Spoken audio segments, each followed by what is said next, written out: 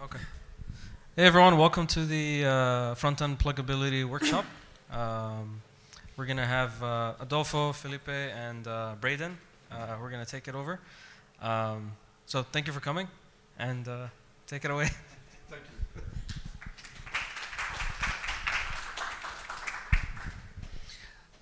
So hi. Actually, can you use this better? Yeah. So, hello everyone. Yeah, back to a conference and back to a really nice workshop that we have prepared. So,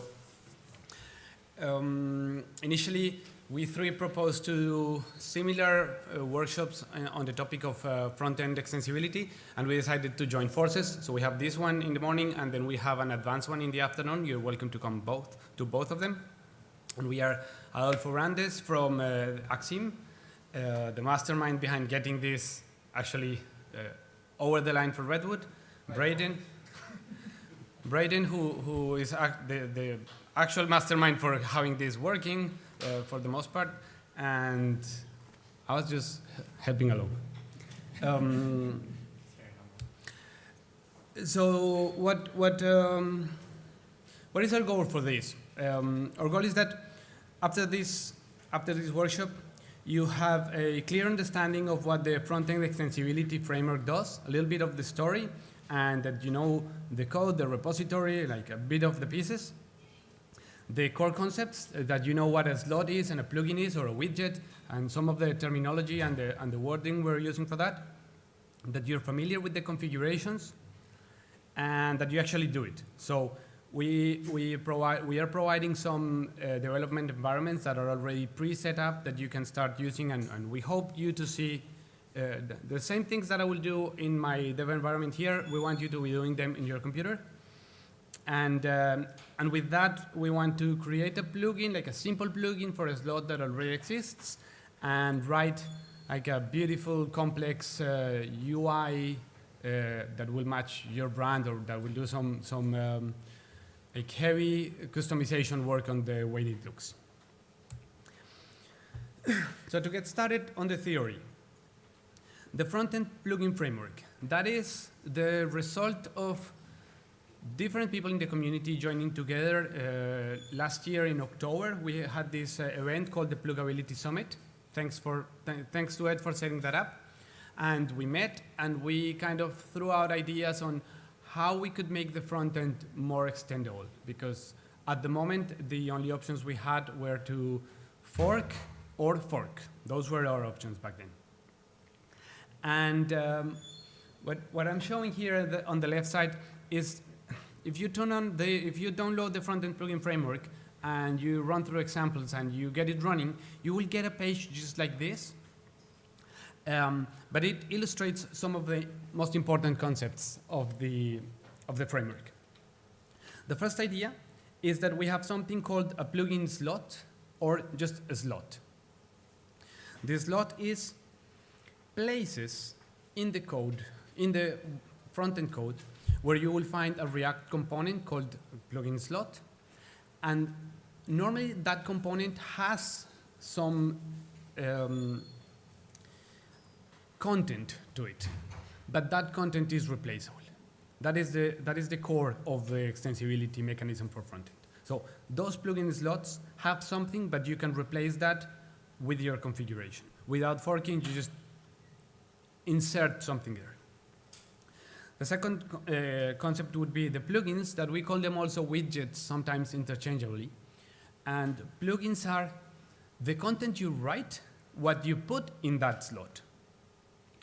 Normally, the plugins are written by you in your own repository.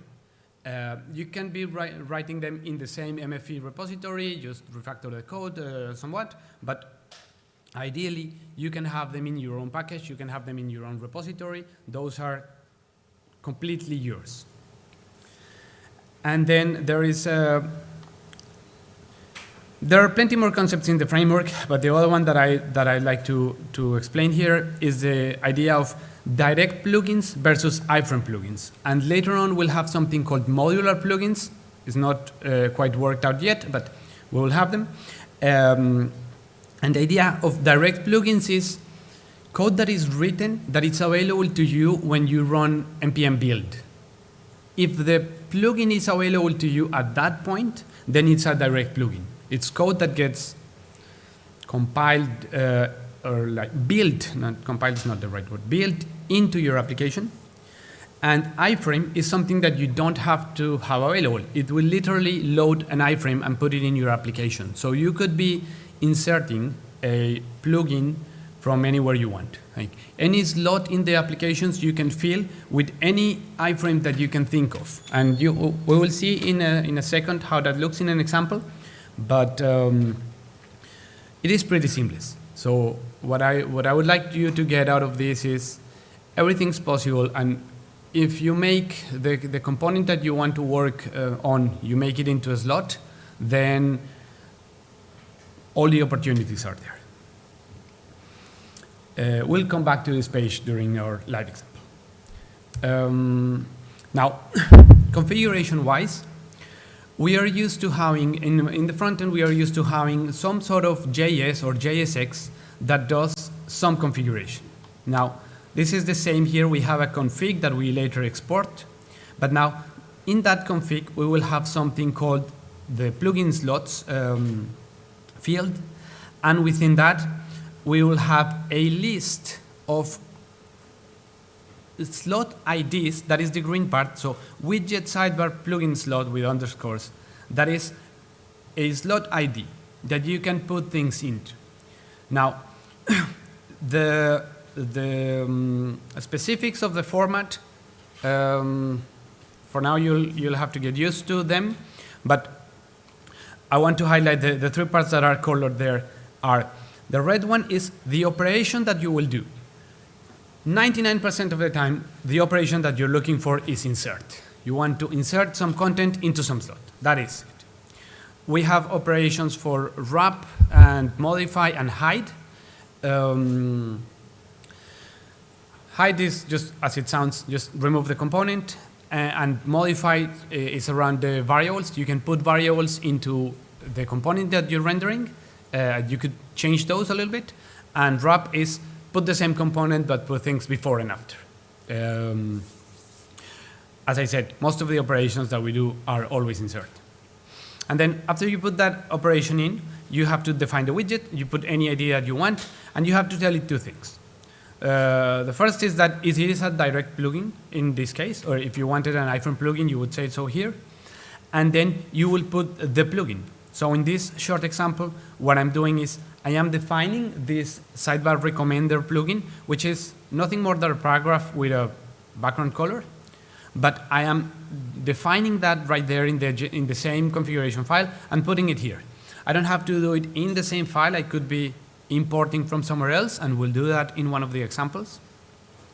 But the idea is it is as flexible as this. Anything that you can build, like you can develop and you can define using React, any component that you want to use, you import it, make it into a variable here, and put it in your slot as the rendered widget component.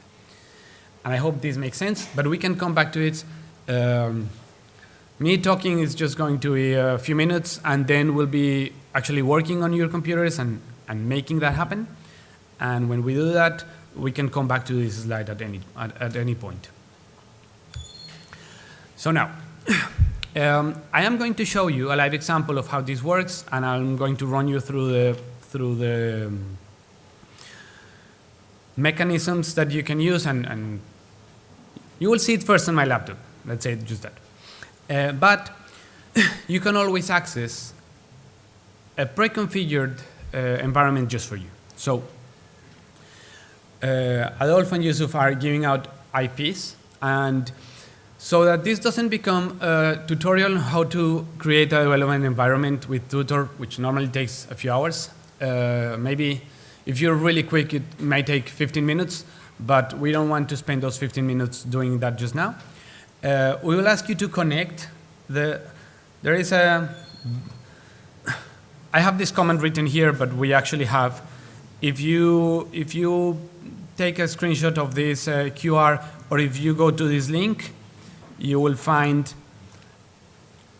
in GitHub, let's make it a lot larger, this script, where the idea is that you put this script somewhere in your system, as long as you're using Bash. You put your IP here, and then run this fancy connect line. What it will do is it will open an SSH connection to the IP that you are writing from the paper that you get. And it will loop back all these ports from your local port to a port in the machine, so that it looks like this.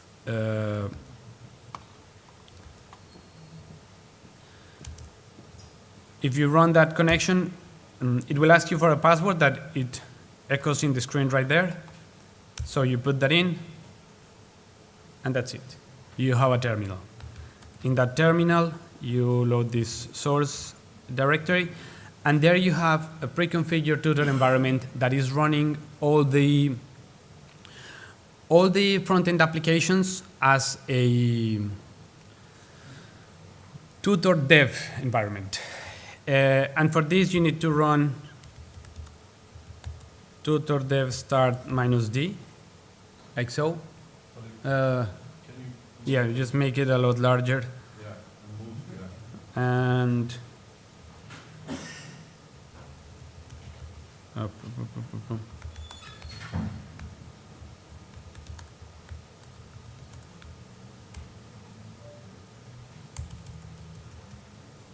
so you want that. You should go back to the QR code. Let's give people some time to Yep. catch up. And you can find those instructions here in the QR or in that link that you can write, which is the same that's written on this paper. It's going to remain here for the duration. And make sure as soon as you connect that you run the tutor dev start, because it takes like 5 to 10 minutes for the system to settle before you can do anything else. Question? Is it for CLDE6? Yes. Is it capital I? Capital Damn. Oh, it's an I?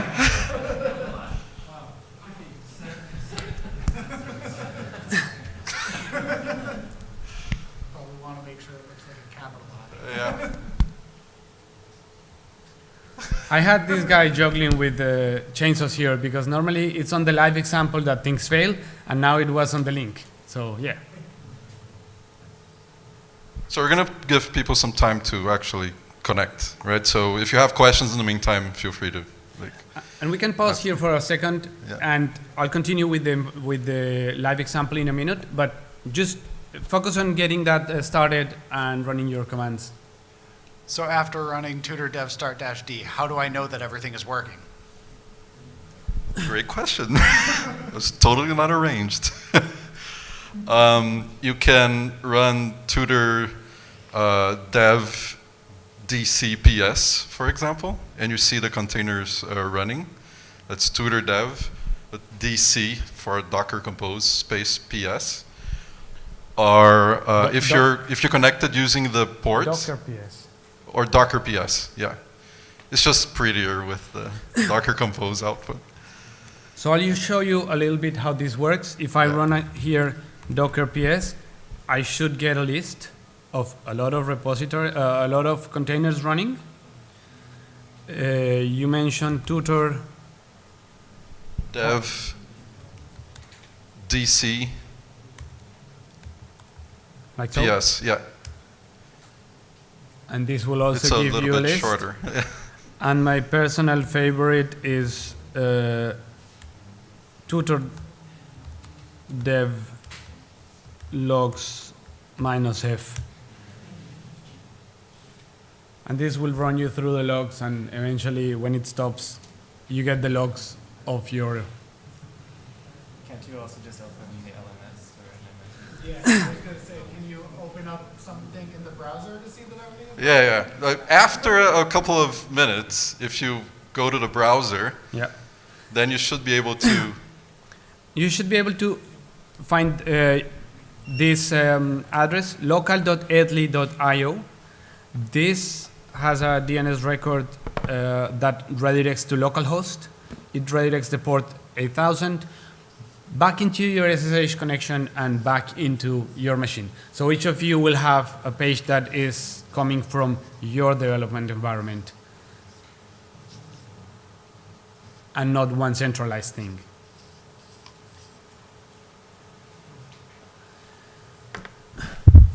For what we are doing, go ahead. you don't need to have special admin access or anything. We won't be setting up anything fancy. So you can just register here with anything. In my case, I already did. Or you can use the default OpenEdX user. So user OpenEdX, password OpenEdX.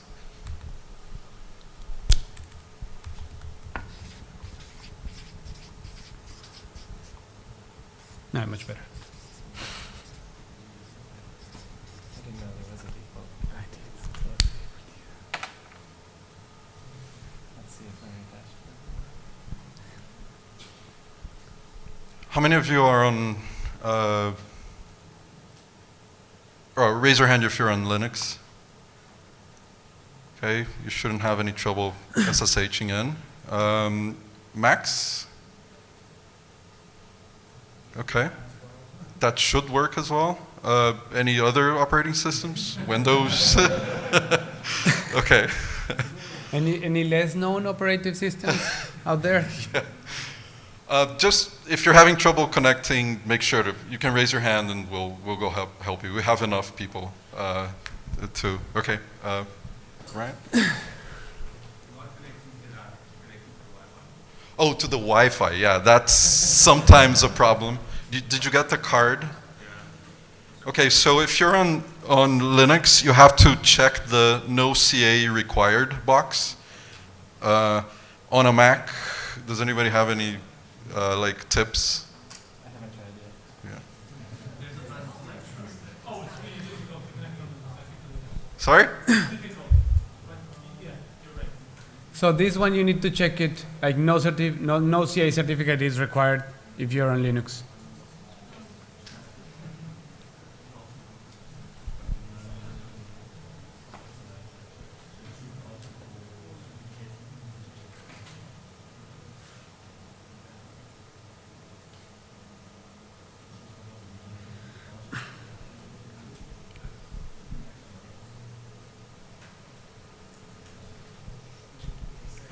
Just a quick poll. How many of you have been able to connect to SSH?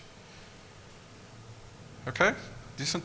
How many of you have actually gotten a OpenEdX page showing?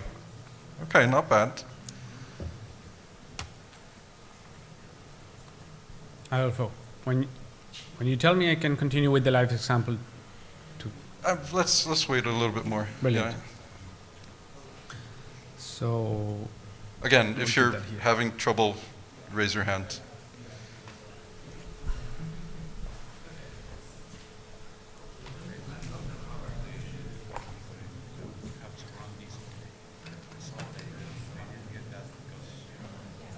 Okay, so yeah, you need, yeah, do you have an SSH client?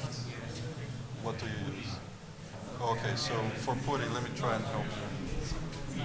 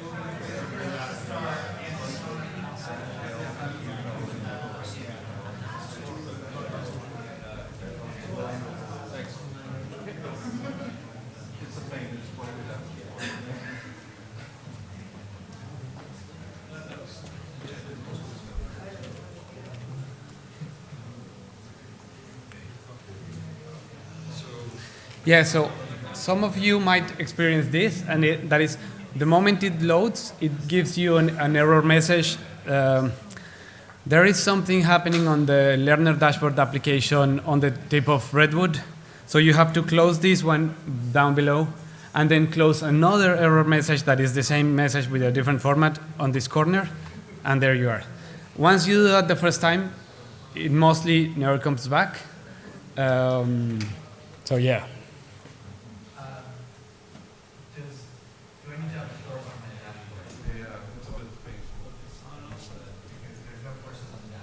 All right, so the other thing that could happen is that you don't have the course. This is related to Studio. You need to go save the course.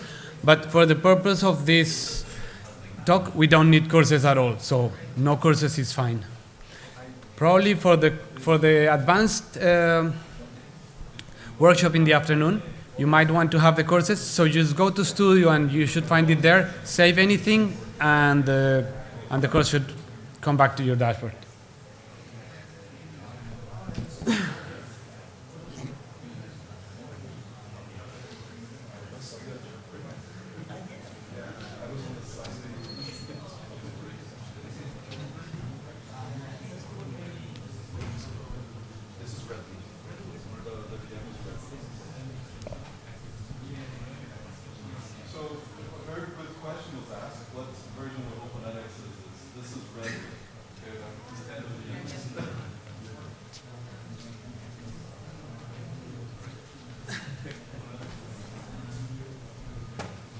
I repeat for the recording. So someone asked what version this is running, and it's running Redwood.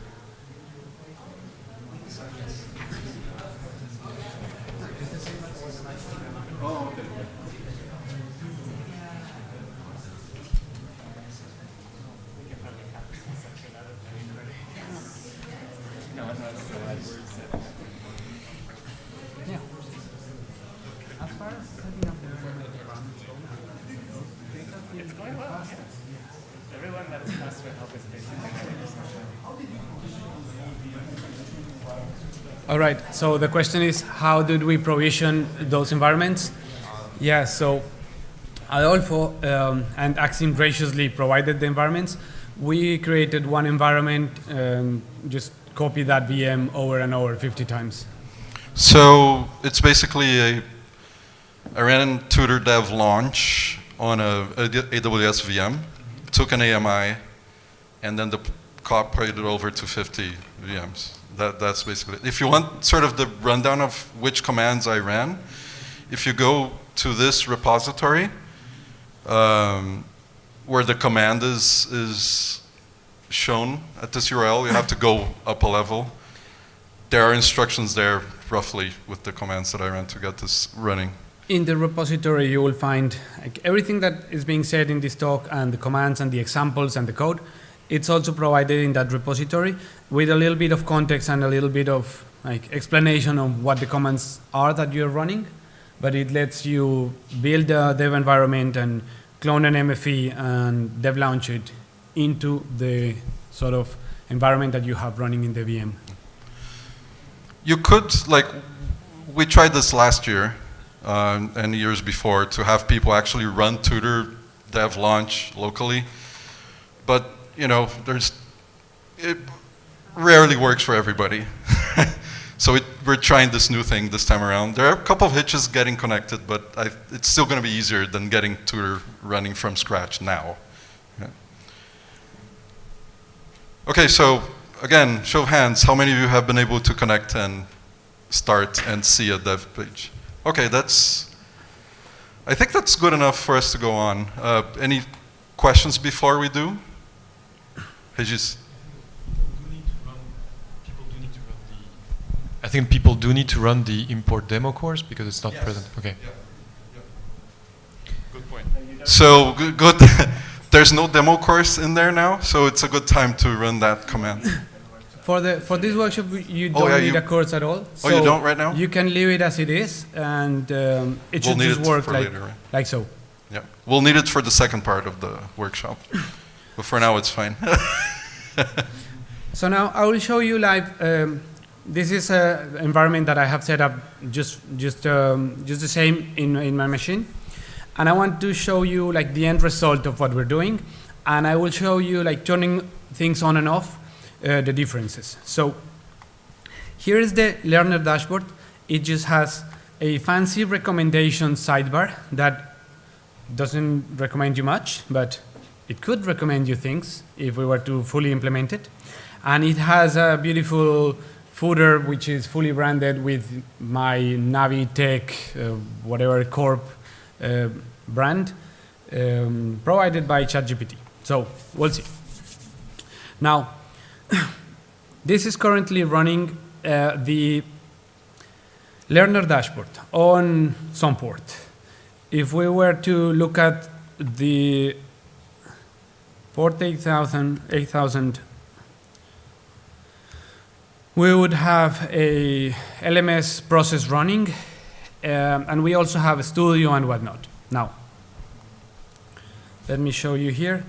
That's what's happening in this command line up here. Service is running. Now, down below, I have a different sort of process running, and this is the front-end plugin framework that I showed you before. So we are going to look at this first. Now, this page is defined very simply, and it has 4 slots. It has one slot up here in this plugin operation box. Then it has a different slot for the operations modify, wrap, and hide, and 2 more below. And when I load this page, you will notice some things, like for instance, this centerpiece that is loading, that is an iframe plugin that it takes a little bit more to load. And this actually, if I try to open this frame in a new tab, it's a completely different port, 8081, and it's a completely different application that is running there. And this is being inserted in this during the run. So it takes a second to load because it needs to load the fact that the iframe exists and then go load the iframe, but it works. And then I have, in order to set this up, I have, let's see here, a large config, not this one. This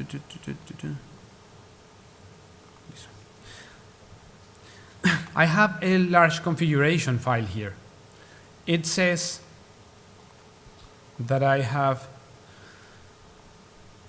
4 slots, each with different configurations. And if I just open one of these up, it says keep default true, and it has defined 2 plugins, one direct and one insert plugins.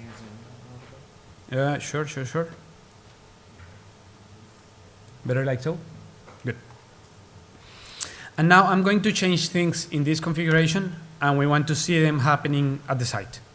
So first thing I do is I'm going to remove the default content. This was whatever came in the MFE, and if I switch this from keep default true to false, and I save my page, it auto reloads, and now I don't have the green component because now the default is being removed from the insertion.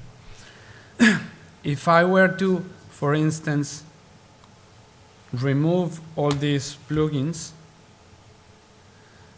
it would only be the blank box that says operation, plugin operation insert. And I can come back and turn this on, and now I have my default content back. So this is just configuration happening at this tool. Now I have the 2 types of plugins.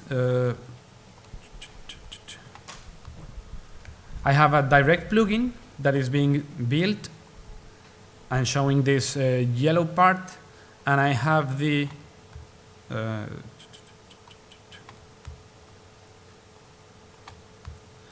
iframe plugin that loads into the gray box. And I can combine them with different sort of configurations here. I can put a lower priority on the direct plugin, and now I will have gray on top of the yellow box, or vice versa. Or I can change the way the iframe is being, for instance, direct plugin is being defined. So if I search for this component, it's at source components,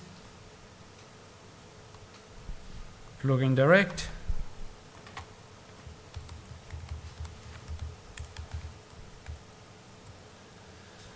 and the moment I save that, it automatically loads into my application.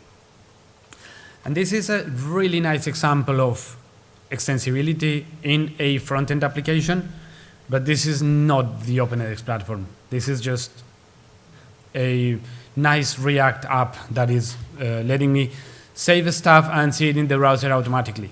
That's nothing new. Let's see that here. So the first thing I will do is try to connect those two. So we'll go to our configuration from the front-end app learner dashboard, and we will create a blank, not a blank. I'm starting from the one that already has everything, but in the examples that we will see and we'll go through them in a moment, we'll start from blank. And what I would like to do now is to get something like this. So in the footer slot, I have a custom footer that I invented, and I am going to add now with a high priority an iframe plugin. An iframe plugin that I'm loading from the same 8081 port that we had before. And when I come here, what I'm seeing is the inserted plugin from the application. So I'm connecting these 2 worlds by using a config. And this could be anything you want, and that's already happening at the learner dashboard app. So with that in mind, I can do things like add or remove the footer, and I can add or remove the. Actually, I'm going to comment all these bits. And when I do that, this looks a lot more like what we are used to. It's just an application without a sidebar and without a footer. This is what we want to accomplish on your machines in a moment. So with all that talk done mainly to keep your computers running while tutor-dev start run, is everyone running a local copy, or have your environments started already? You got a show of hands. Who can access the local page? Very good. Then I'm going to close some of this. And we'll continue with the presentation. Now, that was a live example that didn't fail too much. So now we want to do an exercise on your computers. That means we all have this blank application, and we want to put something in it. So what we'll do is, let's see, where am I? Yeah. So I'm at the same environment machine that you guys are, or one just like that. And what we will do is we will put this code, or similar code to this, in the emp.config.jsx file that should exist in frontend app learner dashboard.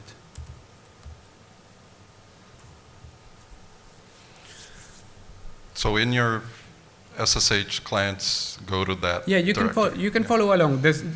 Now I'm relying on the exact same VM that you guys are running on. One just like that, taken from the pool. Actually, the one that was copied into all of yours. And from here, you can create an emp.config.js.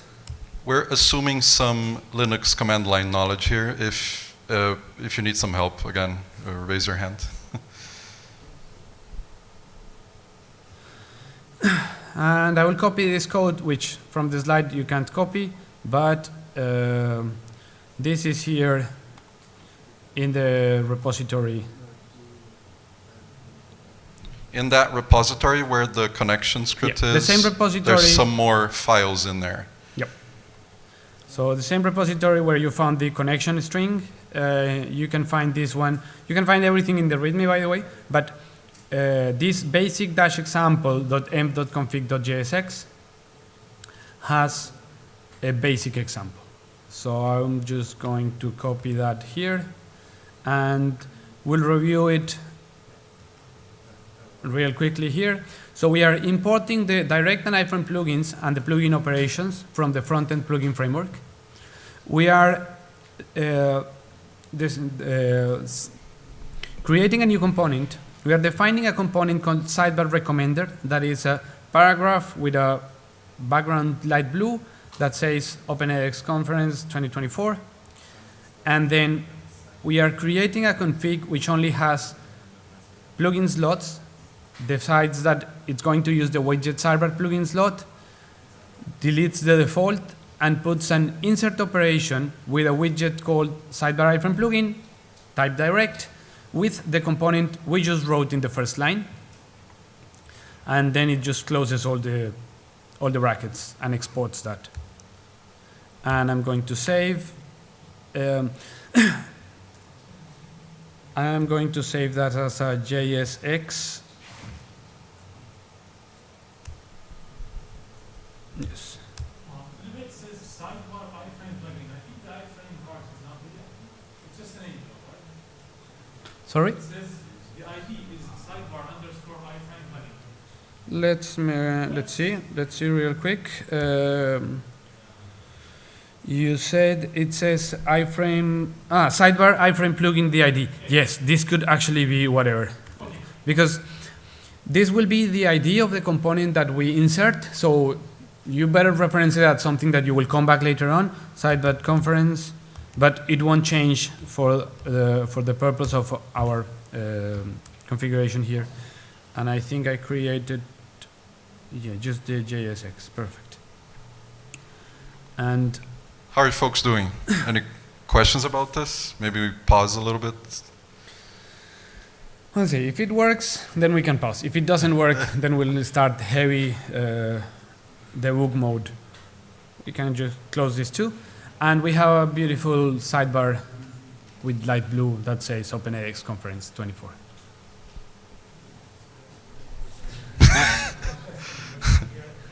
So if you're placing this placeholder all over the MFE application, to make sure that I need to inject the That is a wonderful question. So the question is, are we putting these slots all over the application to make sure that developers can reach into different parts of the application and extend them?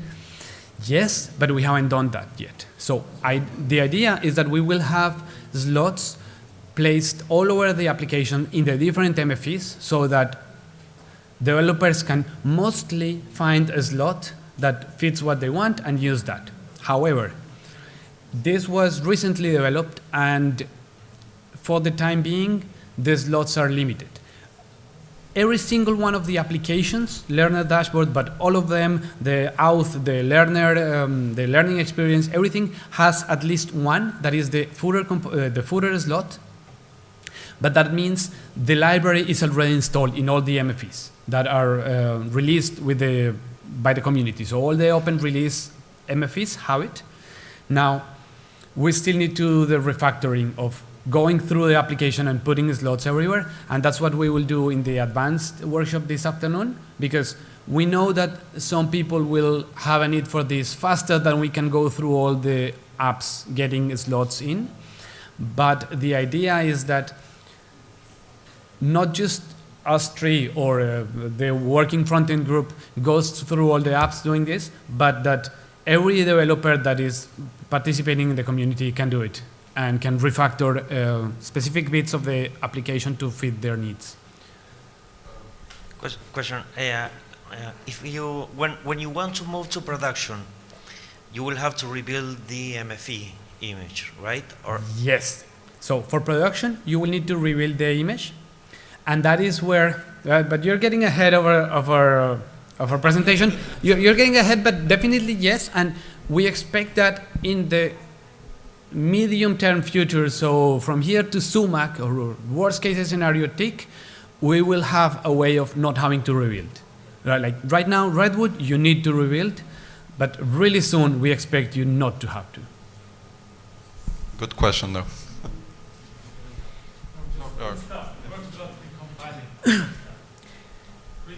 Take some time. We hope that the machines are fast enough, but that's just the hello world. So, is everyone okay if we move to exercise number 2? I think we'll need a bit more time with the code on the screen. I'll just leave the code on the screen a little bit and just raise your hand if you need any help.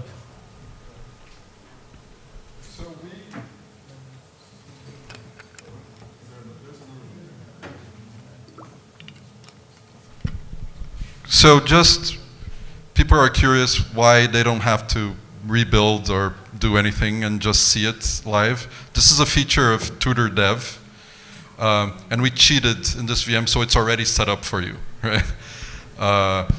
In practice, you'd need to run some manual commands to mount the local directory into the tutor so the Docker container knows how to find it. But we already did it for you, right? So it's magic for now.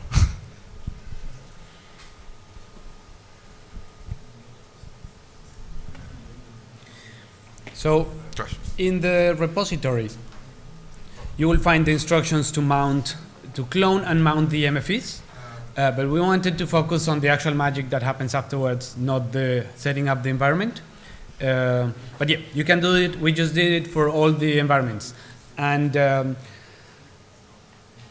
there is only one print of that IP. Felipe, just, how do you get past that chunk load error again? Yes, sure. I never get it. Kyle's getting it now.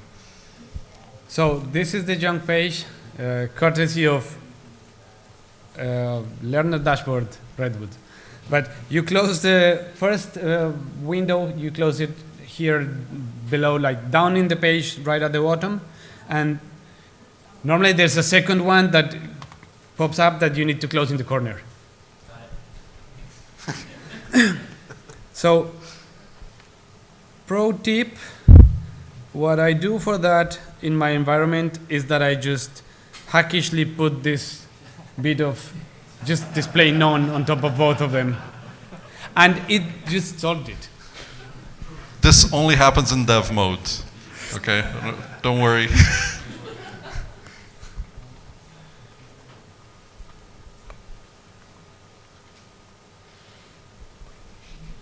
Ready to move on to the next example?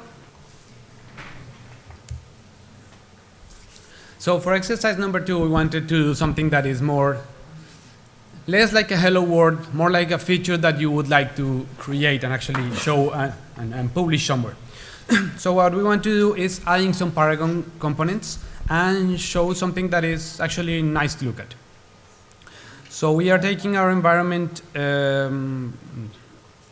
let's see, where do I have this? Here.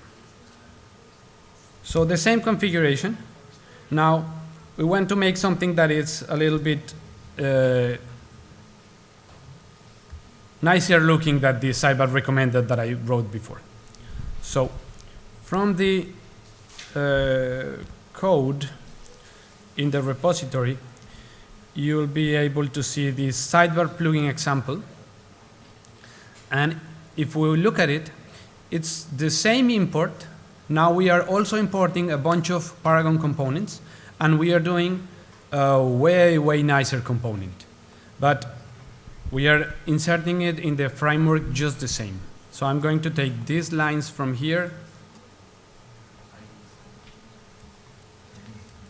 and I'll write them right here in the code. You can copy the whole file if you prefer. So what we did here is we are importing especially the card component from Paragon and a bunch of other components, and we are defining a container that has a heading and a div, and then the card component with a particular orientation and some nice pictures and some code here that I will edit it a little bit here to say course recommendation conf 2024. And then we save that. Just a quick, how many of you are VS Code users? Oh, not a lot, a couple. Yeah. VS Code, yeah. You can SSH in using VS Code, so you can edit the file as if it were in your local environment. Just a little pro tip.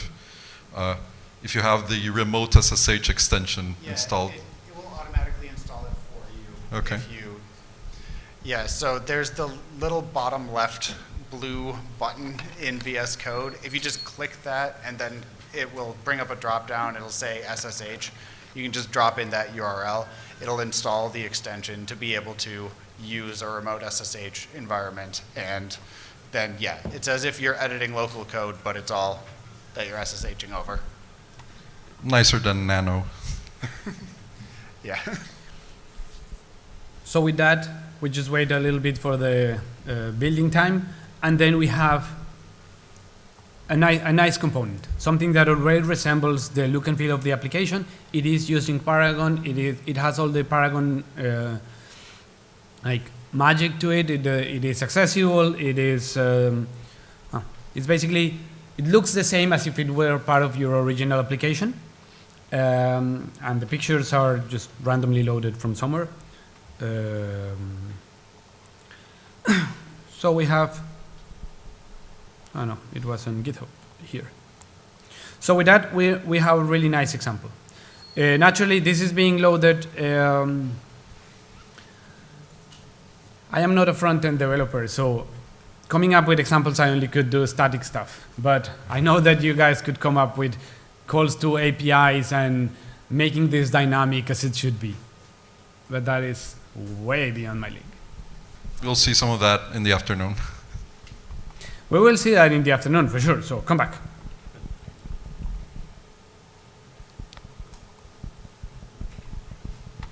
In here, we can do things like changing the orientation to vertical, and I think it's going to break the layout a little bit, but I just want you to see how changing stuff auto reloads and shows the new code.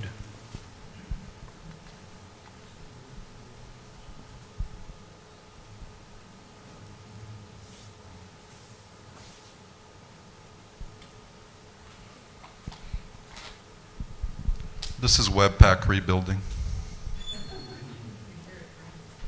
Kyle. You can see the results of this build when using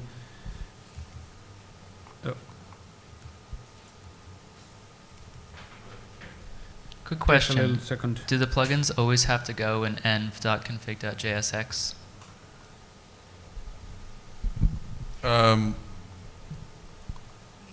You could theoretically change the file name, but it does have to go into a file.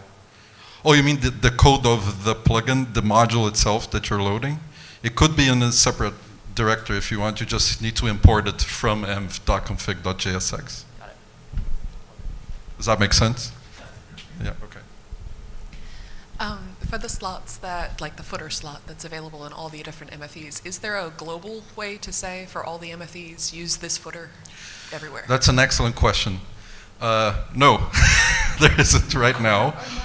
Not yet.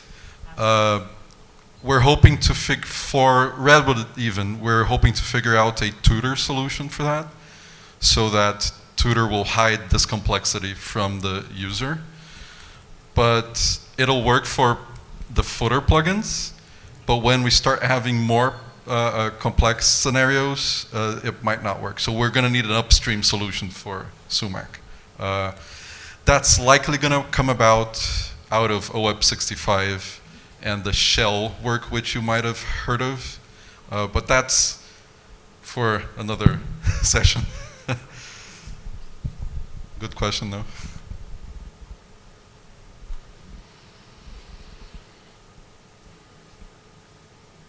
Did that not load yet? Yeah, I think I broke the machine because now it's being very slow. Can you still SSH in? It never happens. Yeah, I mean, but when I type in, I know it's like processing. So I went back to the horizontal because I don't know if I broke the build and it's just building and building. How's the load on a top or H top or something?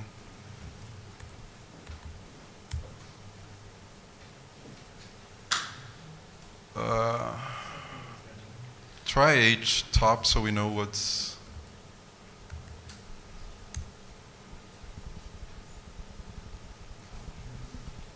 Scroll to the right a little bit so we. Right arrow. The command. Should probably. Oh, it's the LMS. Yeah, the machine is doing fine. Yeah. And it started answering better. I think it was just something in the JSX was broken, so it was building and rebuilding and rebuilding every time. If you look at the logs, that'll probably help.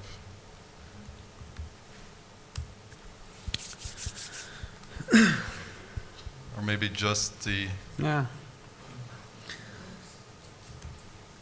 It's not rebuilding anything now, so. But I will connect in a second.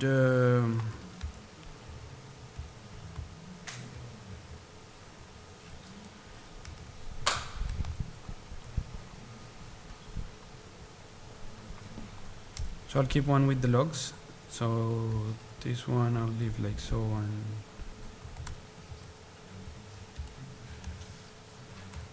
And I'll keep the logs for myself so I can Yeah, see what's breaking. This we can kill from my environment. Yes, I can see some images on the side. I'm sorry? I can see some images on the side. Oh, it works. It works for me.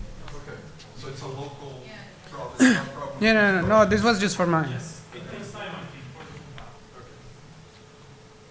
All right, so let's move into a more involved component. This one was like showing the use of Paragon, but now I'd like to do something that is more similar to what you would actually do on your applications anytime.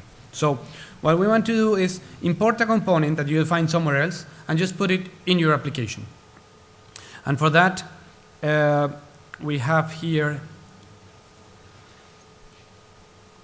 a folder, a directory called branding, where we have a fancy footer, something that, I don't know, it has a lot of components. It might use anything that you want from JSX, and it also loads its own CSS, and it just looks and feels as a regular React component that you would use. And for that, we have here this branded footer example, and we'll see how that goes. I'm going to leave the sidebar that we had before, and I'm going to leave the definition of that sidebar, but now I'm going to import something from my directory. In here,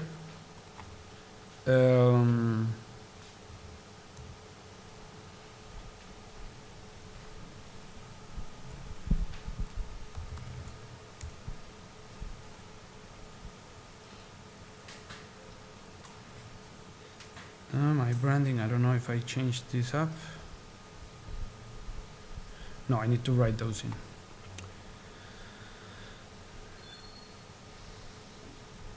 So I need to,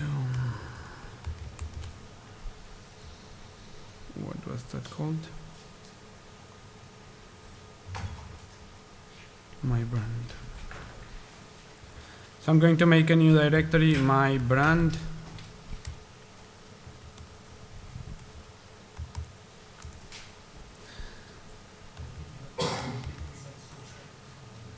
Sorry? Oh yeah, you're right, completely.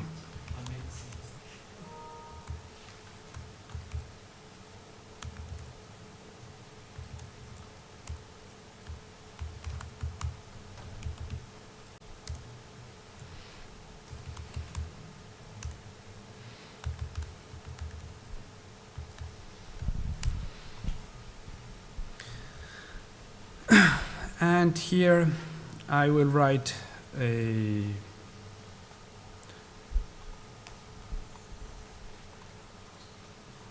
I'll write a component.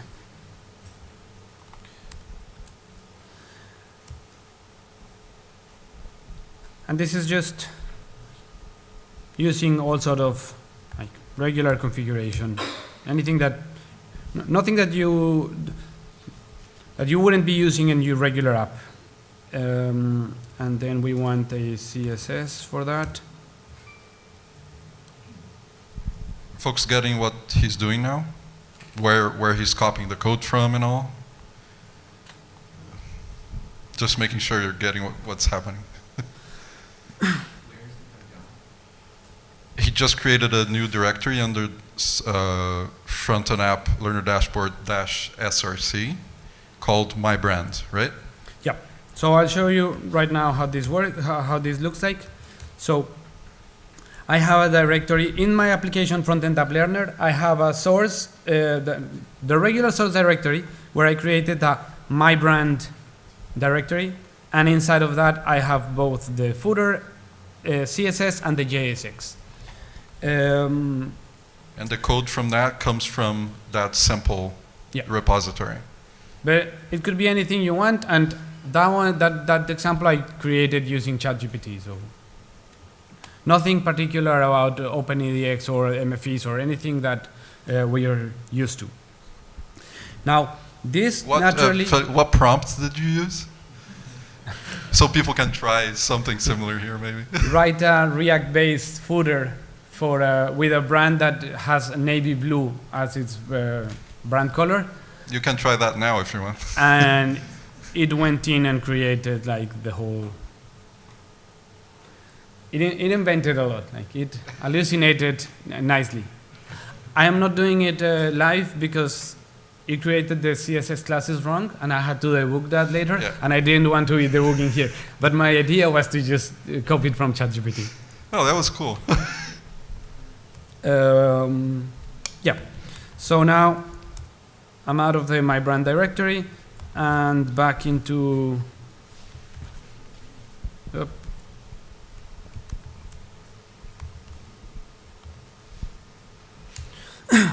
And back into our configuration file, where what I will do is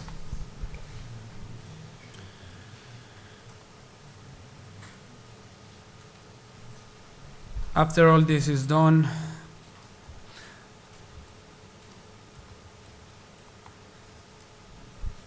after this is imported, I will also import from my brand footer component, and I will use that in the configuration widget plugin slots.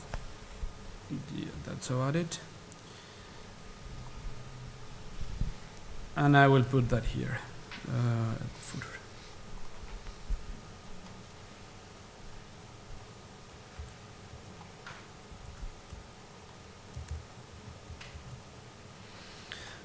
So now, on top of the original sidebar plugin slot, we will have a footer slot. I am going to keep default false on this because I want to see only my new footer. We will use, as before, the insert operation. ID can be anything that you want. I think you can actually leave it without ID and it works, but don't quote me on that.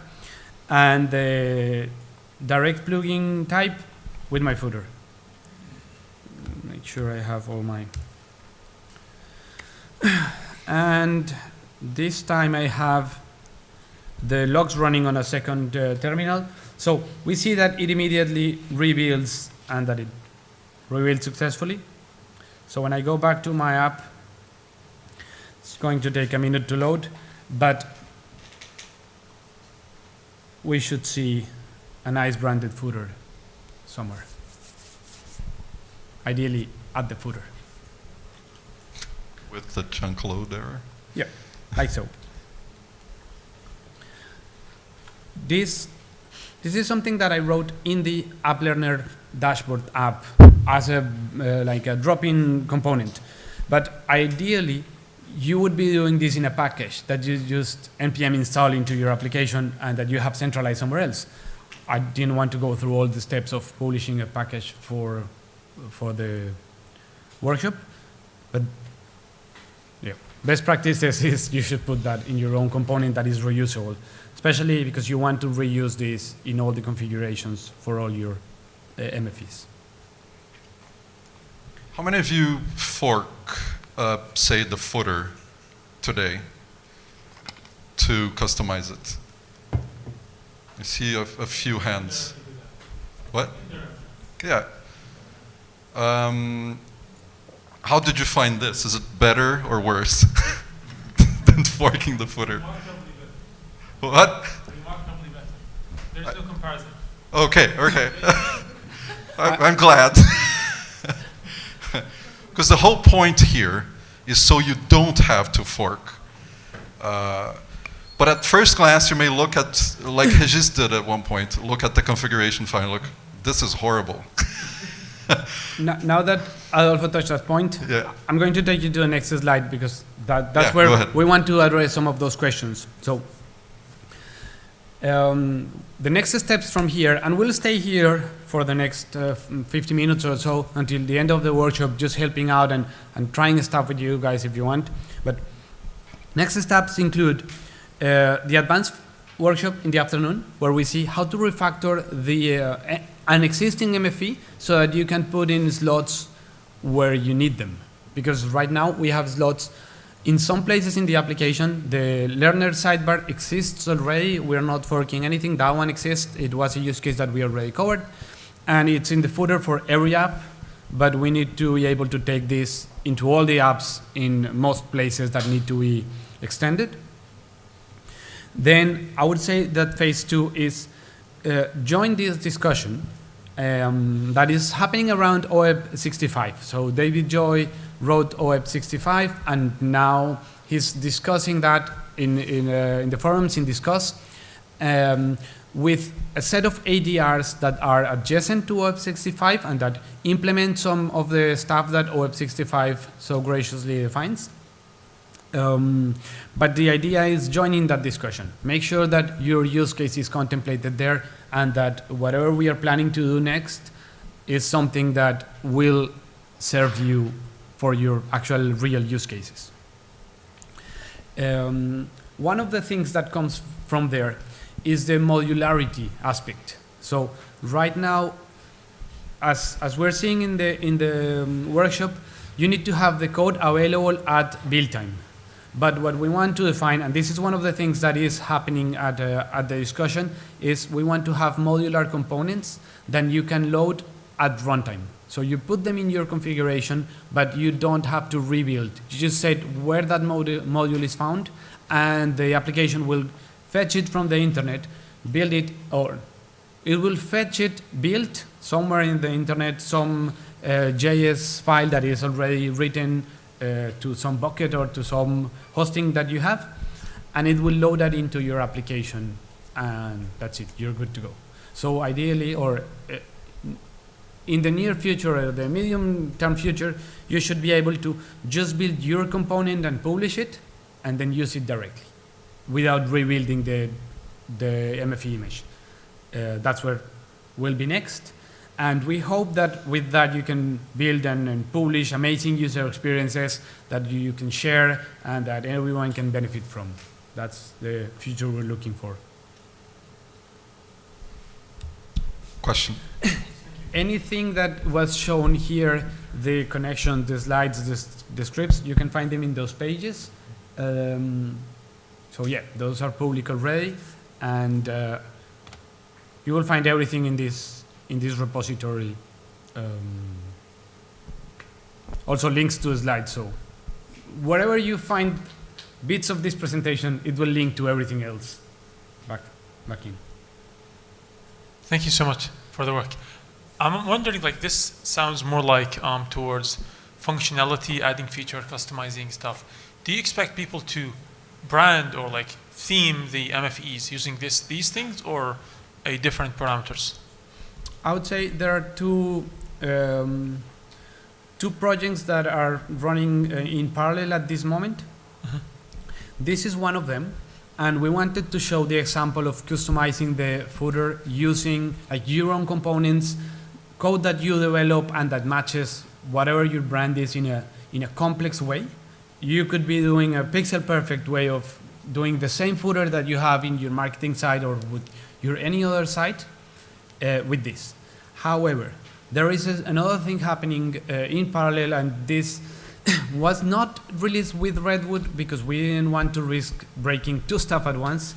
That is the design tokens project, and what it means is Paragon gets all its variables, so colors, fonts, radius of the corners, whatever. It gets all that from a file that is somewhere in your build, and you build with it. Now with design tokens, we are switching that so that it gets all those variables from a variables file, and we host that variables file alongside your code, but you could very well host it somewhere else. So there will be, and this, now that Redwood was caught and that testing completed, we picked up the work on design tokens. So design tokens means that you can have one CSS file that defines your brand and just connect that via configuration in your MFEs, and now they look like they should. However, it's not pixel perfect. You can tune Paragon. You can tell it, this is the colors I use, the fonts I use, the Awesome. whatever So variable it is, and then it will look very close to your Okay. code.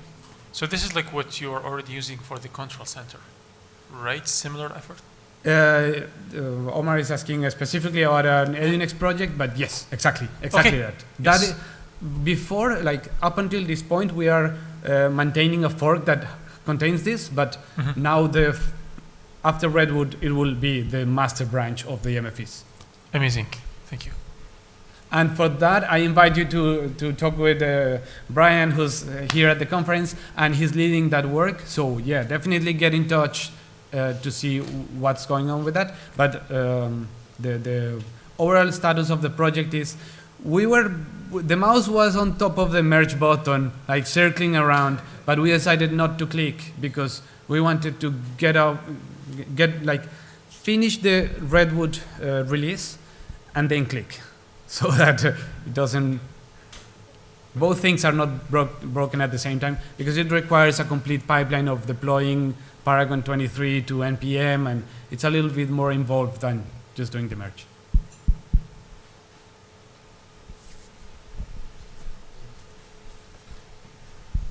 Where can I see which slots are available to use?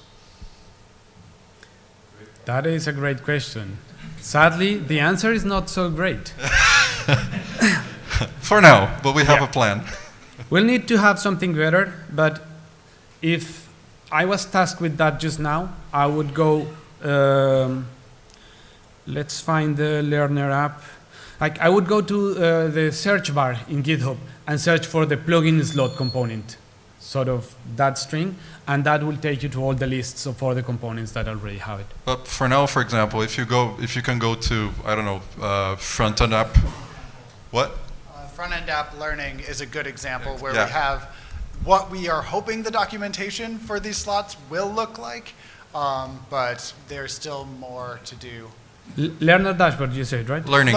Yeah. Learning, that one.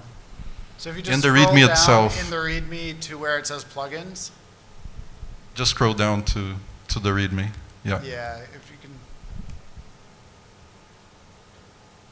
There we go. And here you can see the parts that can be customized or documented.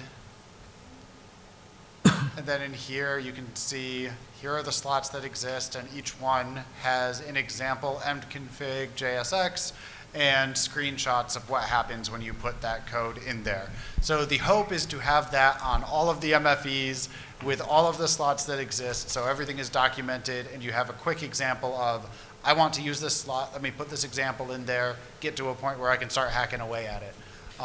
So any help getting that into a point where everything is well documented would be very much appreciated. I didn't know about this, and it's brilliant. As a maintainer of the hooks framework that does something similar for the backend, we definitely need to get in touch, because we've learned that automatic documentation of this is paramount to keep it up to date. Otherwise, it's always behind somewhat. So yeah. Yeah, there are different schools of thought here. We're going to talk about this in the afternoon when we're creating slots, but these slots are APIs that we're intending to maintain going forward, right? This is the main advantage over forking, that you can write a plugin that's going to work for Redwood and Sumac and Teak without, hopefully, not having to change much, right? And that means that whenever you create a slot, you need to think about it hard. Do we want to maintain this? Can we maintain this going forward? Because then, otherwise it would be easy to just fill the page with slots forever, right? But then you can't change anything because those are API extension points that you need to support. So you need to think. And part of thinking is being prepared to document the slot properly, right? So we want the process to create a slot to be a little bit bureaucratic. So maybe rather than automating documenting, becoming part of the PR checklist. Like before, as you add a slot, if there's no documentation, the PR doesn't merge, right? And part of the documentation is this. Screenshots, examples, and so on and so forth. Dave? So given all that process that goes into it, when developers are creating new features entirely. Like, so there's going to be a lot of like UI features for content libraries that's going to be built, for example.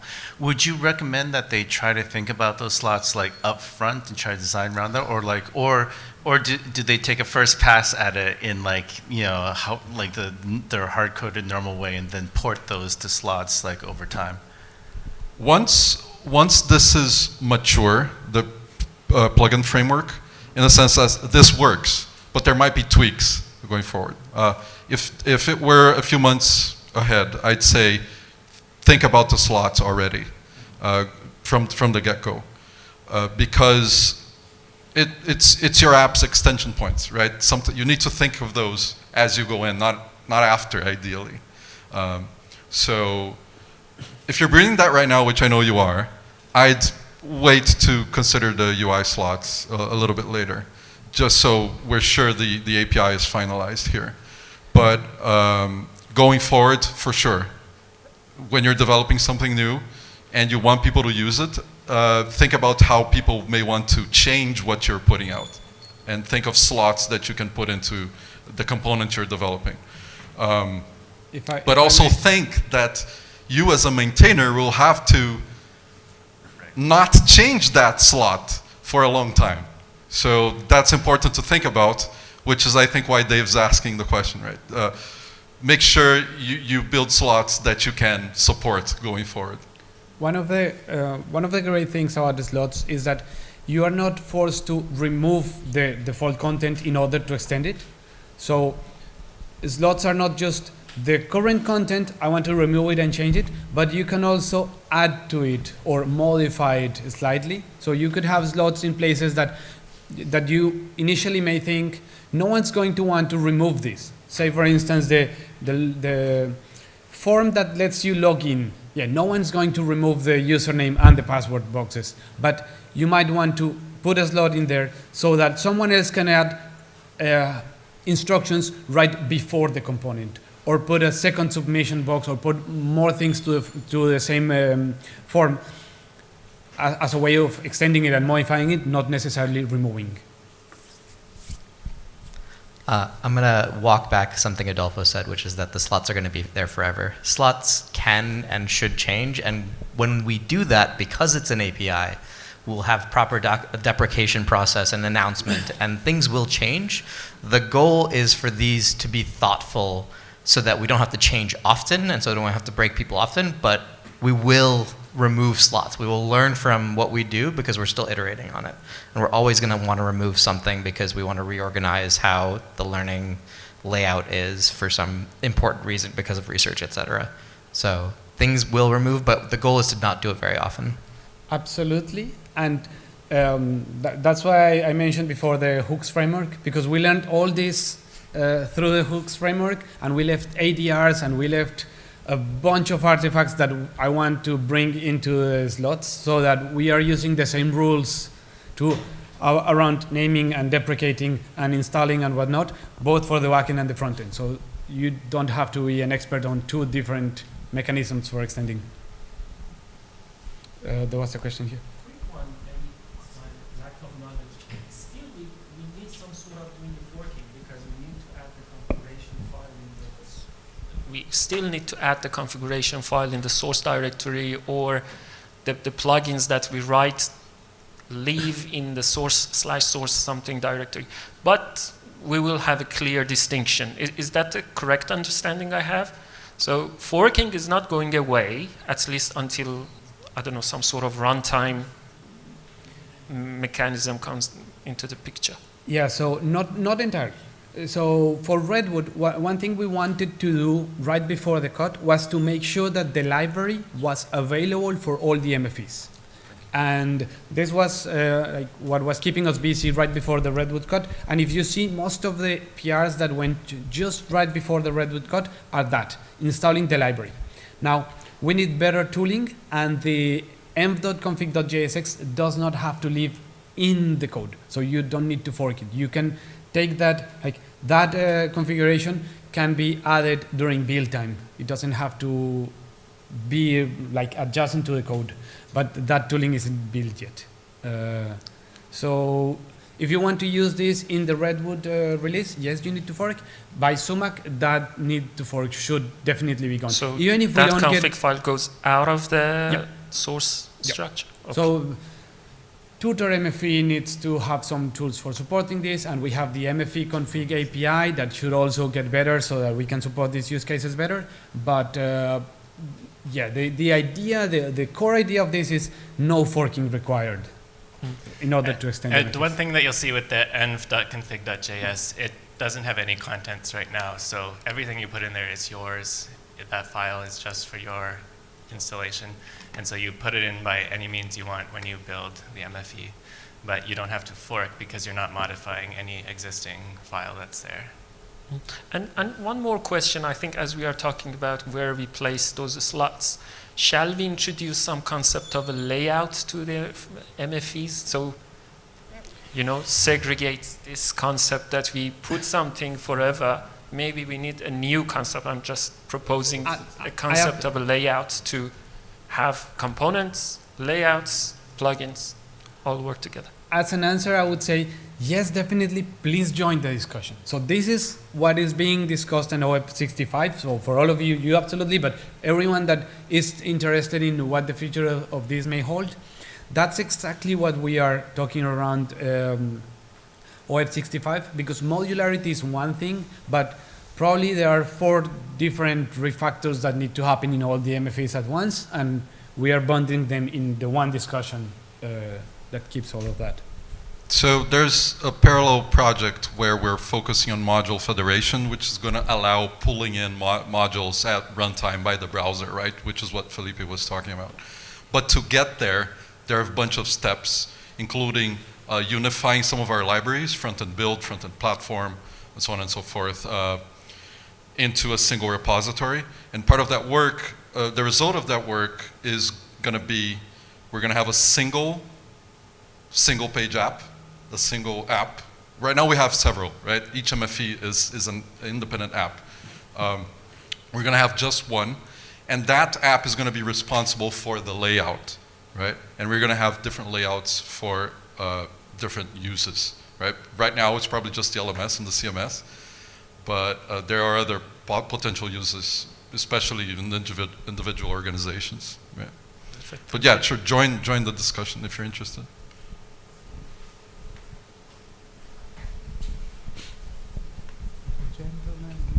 Yeah, I forget if this was mentioned in an earlier conversation, but the plugin API, it's a callable. The slot, it's a callable that just returns some React components. I forget if there are arguments to this callable, like the yeah, here the sidebar recommender. It's a callable. It doesn't take any argument, and so within the function where we have to import a bunch of stuff, which means that basically the entire MFE is our API, because in order to do anything with the MFE, we need to import stuff from the MFE. And I forget if we decided whether we would pass arguments to the slot functions.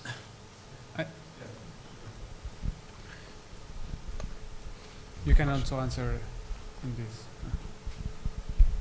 So yes, each slot can define arguments which are passed to the plugins in that slot, and we'll have an example of that in the advanced workshop this afternoon. You'll see it passes in the course ID and the unit ID of the unit that we're customizing. So that's a little preview of what's coming in that MFE.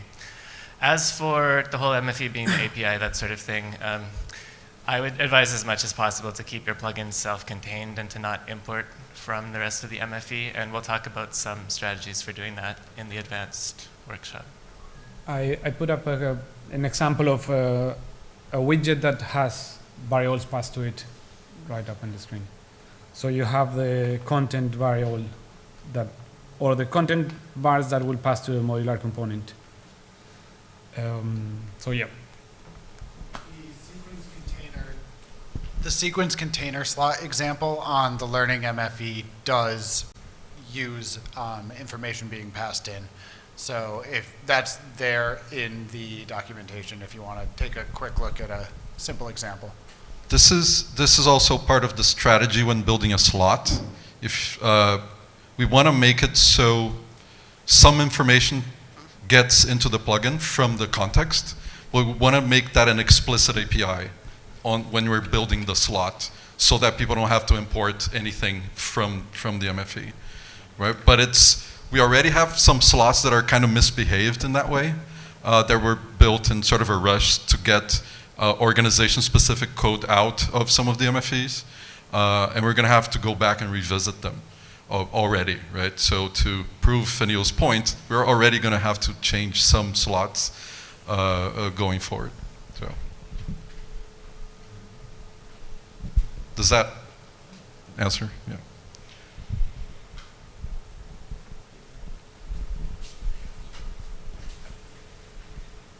So you said I should think really hard before adding a slot. How do I do that with the community? It's not really clear to me how new APIs get added in a way that's the way you want it to be.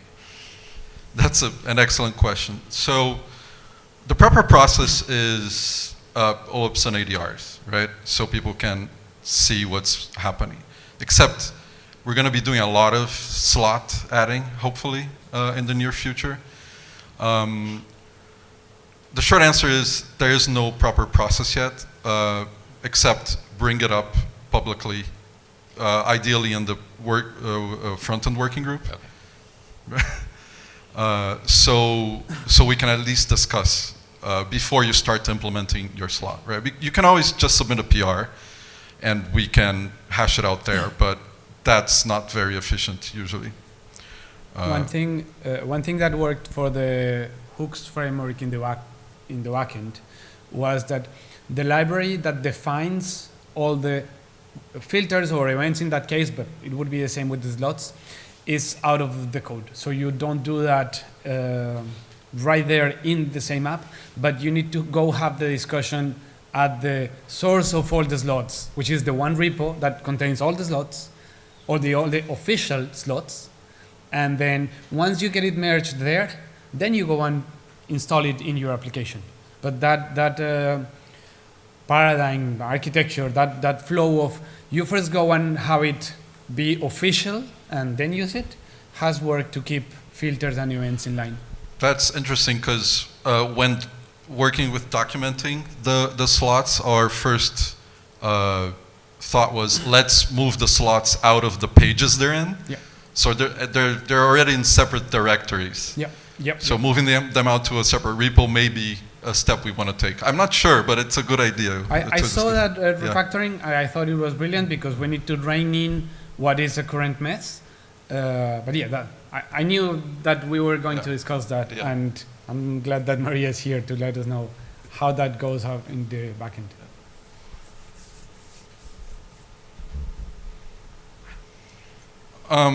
We still have half an hour. This is a workshop. If you want to like try things and then get us to help you to get it working, you can do that too. Go ahead. So, okay. So this is dealing with the separation of how CSS affects the other components. Because this is becoming a pluggable architecture and you're putting in many things, many places, you could easily end up messing up the entire layout because some other plugin either reuses the class name or like does something that interacts with the styles from other components from some other plugin. For example, if you look at my laptop, I just made it as a sidebar the footer that you have because I am able to just go and define a rule in my plugin which completely alters the layout of the entire page. So are we thinking about containing these by, like, let's say if the auto prefixing of the CSS classes, for example, for a plugin or something like that, or any of those things, or would this be left to developer discretion? If I may. Yeah, go so ahead. this is a discussion we had during the implementation of the hooks framework for the backend, and what we came out, like the idea we came out at the end, or the consensus was, this is a sharp knife. If you want to cut your own fingers, there's nothing preventing a sharp knife to being hurtful to your application. But we are not going to make it less sharp so that no one hurts their fingers. Ideally, there will, like, some of the weight of making sure your application works is passed down to the developer that is configuring it, yes, but that also lets others go and do something, let's say, crazier without polluting the code for everyone else. So there will be a smaller, more contained core app, and then some of the crazier stuff will be on plugins and will be in components that you need to import. And then it might happen that you go and see, I don't know, edX.org site, and you think, this is amazing. Why is mine not so involved, complex? Why doesn't it have so many like nice UI components? And then you need to go find more stuff that complements the original. But that lets everyone that participates in the front-end discussion work with less anchor, so to speak. So right now, if you wanted to make an amazing sidebar, you would need to get through the community, because there's no way we are, or it's very difficult that we are all finding a sidebar that works for all of us. But instead, you take the sidebar with a plugin slot, and then you go build your amazing sidebar, and then I go take your sidebar because I think that's amazing. But then the installation sitting next to me might say, it's not good for my use case. So those are situations that we will certainly encounter, but we think giving more power to the developers using the extension framework is better than making it super safe. Sort of a balance there. And that's not just a theoretical problem. Even before we introduced Frontend Plugin Framework, we're starting to have issues in the MFEs where some CSS rules were affecting things that they weren't supposed to affect. Someone, I forget who, but someone from 2U opened up a pull request working on proposals for how to address that and coming up with a list of best practices for how we write CSS, which applies to MFEs, but also to plugins. And basically things like scope your CSS to the component that you're working on very explicitly and try to avoid generic rules that just use a common class name or HTML element selectors, that sort of thing. I will also say for plugins, like if you really want to, you can make your plugin a web component and give it a shadow DOM, and then you can write whatever CSS you want, and it's completely isolated. But you won't get Paragon CSS and the theming and stuff, so you probably don't want to do that. I think the easiest way is just write good selectors for your CSS in your plugins that use an ID or something for your plugin div, your outer plugin div, and put that ID in every selector that you write. And then you won't have that issue. Now, specifically for theming, we hope that some of the theming use cases are addressed by the design tokens work. So you might not find this as often as you would otherwise, because you can already theme the whole application at once with the variables. But if you're doing some really fancy component that you're adding extra theming to it, then yes, you have all the options available, even if it hurts yourself. And you can always use the iframe type if you're worried about like pulling in something that's not well behaved at all, you don't have control over. That's why we have the iframe type plugin. When we introduced plugins into the backend with the Django plugin framework, there was the hope that we could basically pull apart the monolith and pull extra features into plugins. But we still had things that I would have considered plugin features being added to the core. I'm wondering, do we have a plan for how the front end applications are going to decide what's plugin worthy and what's core functionality worthy, and how do we keep that scope in bounds? That is a question for Jenna ultimately. So the answer is the product working group is going to make those decisions. Right now, we're in an in-between time where the product working group is themselves learning the platform and also learning what people want to have in the platform as part of the core product, right? So your question could be rephrased as, is this core product or not, right? And sometimes when the question comes up in a PR, the PR gets tagged as up for product review. So it's blocked until product comes in and says, okay, cool, we're gonna have that in, core, or no, we don't want that. But then the author might come back, well, but I want that. So how about you create an extension point for it instead, right? So that's how I imagine it might happen in practice, Dave. Yeah, one thing I do want to like qualify that with those, I think that there is a distinction between what is the product core and what is the technical core, right? Like, so on the back-end example, for instance, XBlock as a plugin mechanism, you know, it's almost certainly the case that Kappa, like our problem block, that is a core thing of OpenX from the product point of view. But we still develop it as like, you know, it can still be an XBlock that we install. So I think the same sort of distinction will eventually happen with the various front-end apps.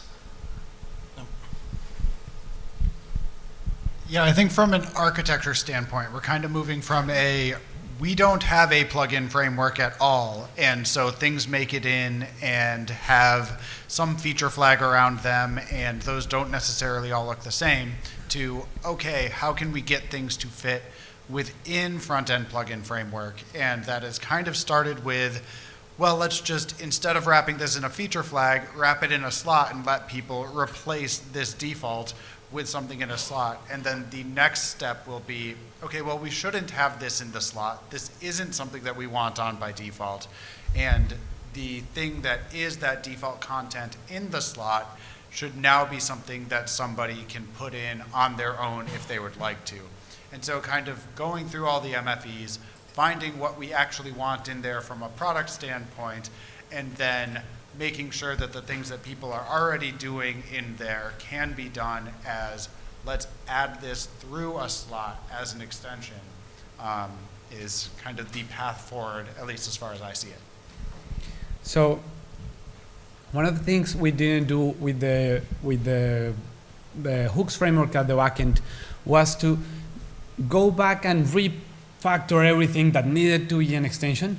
By the time we finished with the technical mechanism for hooks, we were exhausted, and we have taken like maybe twice the hours of the project and so on. But we learned that, and now we know that getting the framework ready and working and getting the APIs to version 1 and relatively tested is not everything there is to it, and we now need to go and refactor things into the project, and that's going to be an equal, if not larger, effort as it has been to build the technology. I just want to point out there's also a technical limitation that sometimes answers that question, which is with the current front-end plugin framework, the default plugin slot can only be one thing, whereas you can add 100 plugins if you want. So if you have some use case where you want the default content to be several different things that are there by default, but people can reorder them or hide one of them or wrap one of them, then you have to make the defaults plugins that are there by default. We don't have any examples of that yet, but I'm sure it will come up in the future. There's lots of use cases like a nav bar if you want the links to be customizable. Right now you would have to do that using plugins. You can't do that using the default. Can I go? Okay. Are plugin slots MFE scoped only? For instance, you gave the example of the footer example. Would that need to be? Would the slot need to be defined on each MFE, or can, for example, a slot defined on a library so multiple MFEs can benefit from it without having to redefine it? That's a good question. Right now, the invocation of your slot, you can define the slot on your own repository wherever and pull it in. Actually, if you're an MFE developer, right? Or if you're doing it, if you're forking in the MFE and doing that. But env-config.js or JSX needs to be in each MFE, so you need to pull that in as many times as the slot occurs in each MFE that you're customizing. Does that make sense? So for the MFE example, for the footer example, it still need to be defined on each MFE. Yeah, pretty much. Well, yeah, what I like to like highlight is that we're already talking about code that was caught in May or April something. So this is available to anyone running the latest up-to-date release. But we are already working on what's for the next release. So we hope that by the time people started getting interested and writing their own plugins, we get time to put more tooling in so that that doesn't happen, because it would be pretty annoying to have to go and define the same footer at every MFE. But yeah, today or 2 months ago, that was the case, and that's why we're seeing that in Redwood Cut today. But we hope that during the next 4 months, we can make it better, so that for the SOMAC cut, you already have a way better tooling and mechanism for defining the configs. And with OEP 65, the header and the footer will be defined in just one place, which is the shell that all the MFEs will share. So there won't be too much that's shared that's still distinct to each MFE in the future. I don't know if we'll even still have that problem. And slots could be defined in the shell. Certainly for the header and footer, yeah. Yeah, okay. The idea is actually for the shell to have actual plugin slots where apps go, where the MFE goes in, right? So it's a new plugin type. So the MFE itself would be a slot. Yes. Yeah. That's cool. Yeah. Exactly. Yeah, I forgot to mention that. It's more advanced, but you can define slots in the components that you are writing. So you can, like, in your own widget, you can define new slots that you can use with more widgets. So it's composable in that regard. Thank you. Yeah, this is a question I wanted to raise. A plugin ecosystem is really successful once you can start reusing the plugins from one platform to another, and then when you can customize the plugin. So in a way, plugins are also pluggable. This is what makes WordPress, Tutor, Firefox plugins successful. You can really customize them as much as you want, and then you can have a library of plugins that you can share and discover. This makes the whole ecosystem much more efficient at discovering plugins, how they work. Like, okay, this plugin works like this. So I'm wondering if you have already thought about the integration with Tutor, or is that still a blank page? Do you have clues about how to do that? Going from that awful amp.config.js to something nicer? I know the number of the PR in Tutor that sort of starts this discussion. So yes, we definitely need to have tooling, and we need to have a way to get people to actually use the plugins that you can customize in. But that's the starting thing. It's not fully defined yet, by no means. But still for Redwood, I want to issue a PR that helps with the footer situation, at least right now, which is to address your point, right? It basically means something that Tutor does that puts in the right footer definition into each MFE, and you don't have to do it manually, right? That's the beginning of it. But eventually, we want to get to a place where we can bundle front-end plugins with back-end plugins, or actually a plugin that has back-end components and front-end components. And Tutor is the first obvious way one could do that, right? Because Tutor has hooks, or its hands into everything via templates, so we could very easily probably come up with an architecture or for that, right? Or actually, the architecture is already there. It's Tutor plugins. There's even a discoverability system already. I guess the only question is, do we want something more upstream than that? Or is Tutor fine, right? This is a question. We don't have an answer for it. It's something that we're going to ask the community and try to come up with a solution for. What I'll show in the advanced workshop is that if you want to publish a plugin on NPM, it's incredibly easy.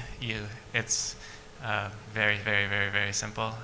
It's only the configuration part, the onv.config.jsx file, that's slightly more complex when you actually go to install the plugin and use it.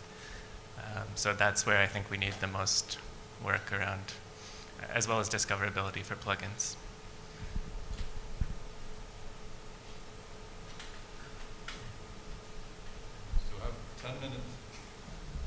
Yes, I'll put the slide with all the URLs once more. By the way, the workshop is basically done. If anyone is hungry or wants to go chat, feel free to wander out at any point. What time is the advanced one? 1:30 is when we'll start the advanced workshop. Is there any overlap between the new skeleton, the slots, and the existing X blocks? Because they are slots in the page, so would there be any?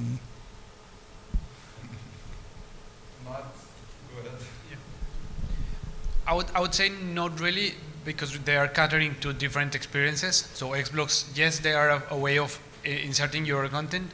It's more geared toward the academics part of it. And this is more geared toward the development part of it. Probably some instances have the same developers doing academic and non-academic development, but definitely geared towards different sets of users. Thank you. There is, this is not directly related to your question, but it's something that comes up often, right? X blocks are rendered by Django in the backend right now. And what we're looking at here is all React stuff that you can, the browser can fetch from S3, right? And then that communicates with the backend via REST APIs, right? X blocks are not there yet, question mark. So that is a big thing we're going to have to wrestle with in the next release cycle is what, if anything, we want to do to make X blocks work better in MFEs, particularly the learning MFE and the studio MFE as well. So yeah, sort of just a heads up that this discussion is happening. It's probably going to be a birds of a feather in the next couple of days. Yeah, welcome to the core of the community. I have yet another question. Please, always. So I think that the slot thing is incredibly, has a lot of potential. In my experience with Tutor plugins, the API really started getting good when I started dogfooding the API, like extracting things that were not absolutely necessary into the core and moving it to plugins. So the first one was Forum, for instance. It would be great to see this happen in MFEs as well, in particular to start debloating the MFE. So I've been telling this to everyone, that there is TensorFlow in the account MFE for model inference, for face detection in the ID cards. I would love to see this part move to a separate pluggable component. First off, yes, 100%. I don't think anybody's going to disagree that's developing any of this. So for context for many of you, we're also in between times in the sense that OpenEdX used to be mostly developed by a single organization that had a specific use case. We're moving towards a project that is completely community oriented, right? But we're moving there. Right now, there's a lot of code. As you develop your slots, you're gonna, raise your eyebrows sometimes as to why is this here? Who uses this, right? And as you just pointed out, one that I wasn't even aware of is in the authentication MFE. So that's the perfect example. We totally want to get rid of that and make it a plugin, and possibly even a plugin, or actually make it a slot, and we're possibly not even going to care where the plugin goes, right? Which has already been the case with some of the code in some MFEs. So part of the rush to get this out in Redwood in this state was so we could get some of that ugly code out already, right? So when you encounter a slot in Redwood already, chances are it's there so we could remove something that we didn't want in the core. So totally, we're already started doing that. We hope to continue in a fast pace going forward.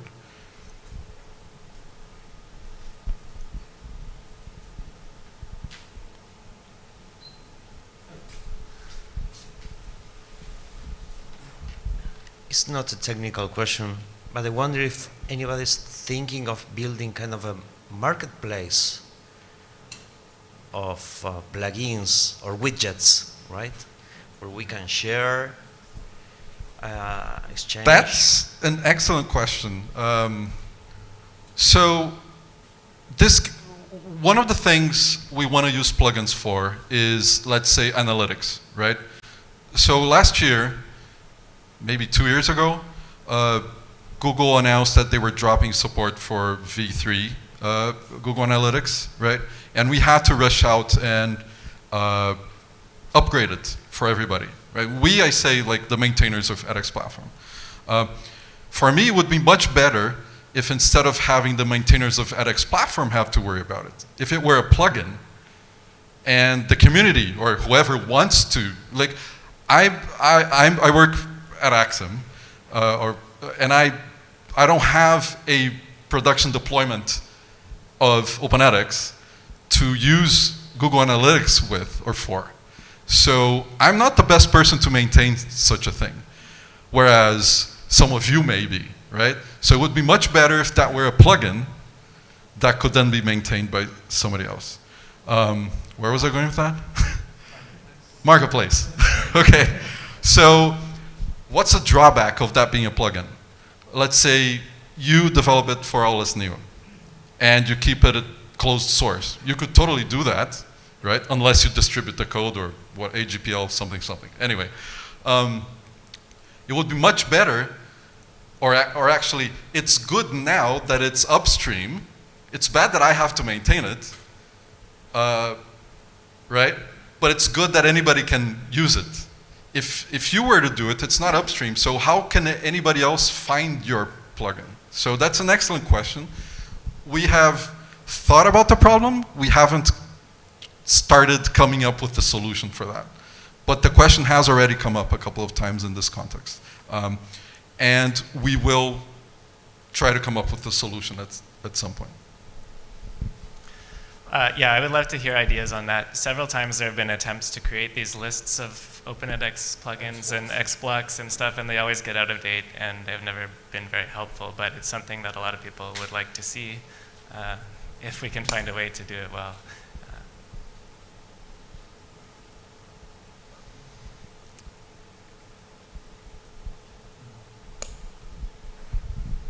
Is there a way to hook in with the data store? For example, if I want to fetch data from Redux in my slot? We'll be talking about that at 1:30. So, yes.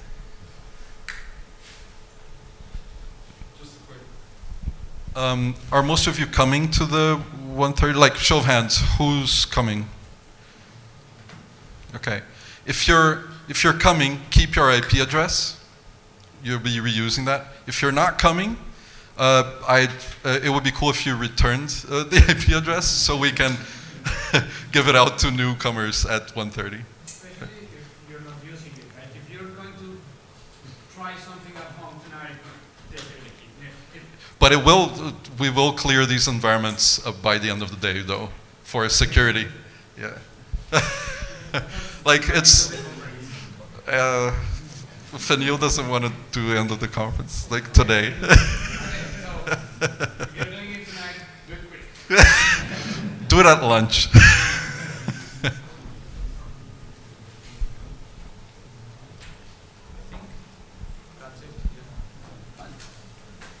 All right, that's it from us for now. We'll see you at 1:30 if you're interested in the advanced workshop, and have a great lunch, everyone. Thank you, everyone.